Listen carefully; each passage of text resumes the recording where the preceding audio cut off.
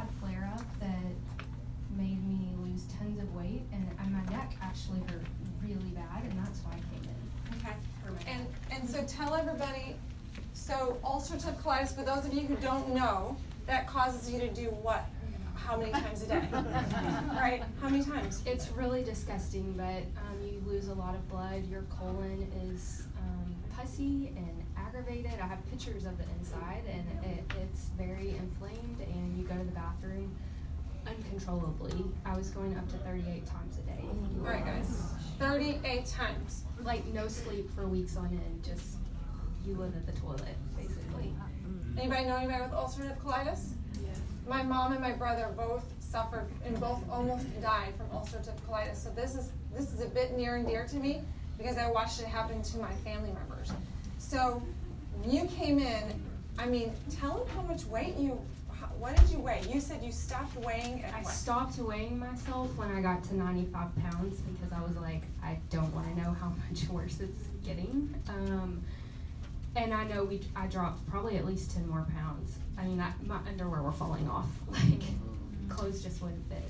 And I think I remember, did you even walk in the door? Like, how'd you get in the door? By the grace of God.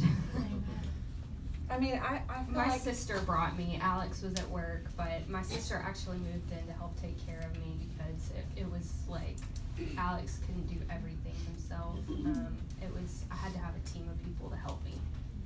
So, tell everybody what happened after you started care. Like what Yeah, happened? so I started coming, and at that point I was really honestly fed up with the doctors I had been going to. I had probably seen like 5 different doctors, and it was doom and gloom every time. And I'm a believer. I believe that God can heal. I believe what it says in the Word, and it was really discouraging to me every time I went to be just fed, you know, this is what you're going to deal with the rest of your life. I had doctors tell me that I would lose complete control of my rectum and be a very unhappy lady later in life, and just all the things you don't want to hear. And anyway, when I started coming, Dr. David was like, you know, basically believed with me what God says, and that was huge for me to have somebody that would stand with me, because, I mean, when you're going to the bathroom 38 times a day, you're weak, and your faith gets weak. Yeah.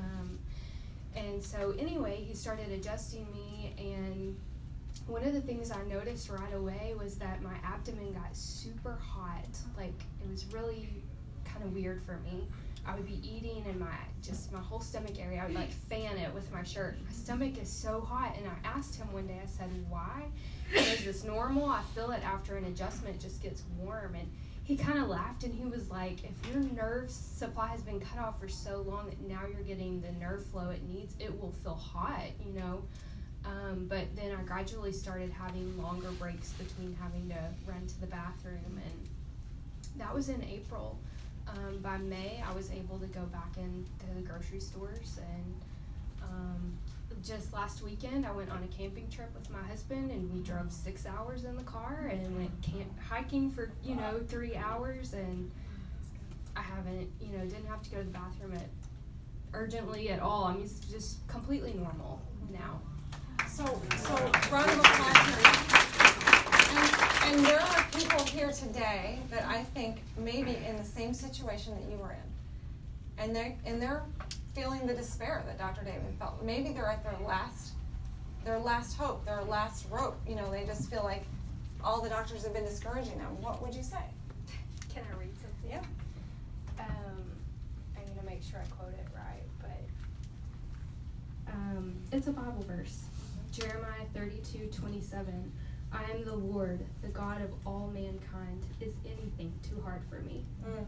Amen. And he healed me, and I know he used Dr. David to help. I had, subluxation. I had been eating well. I, forgave people I needed to forgive. I got my mind right, but nothing is too hard for God. Amen. Round of applause.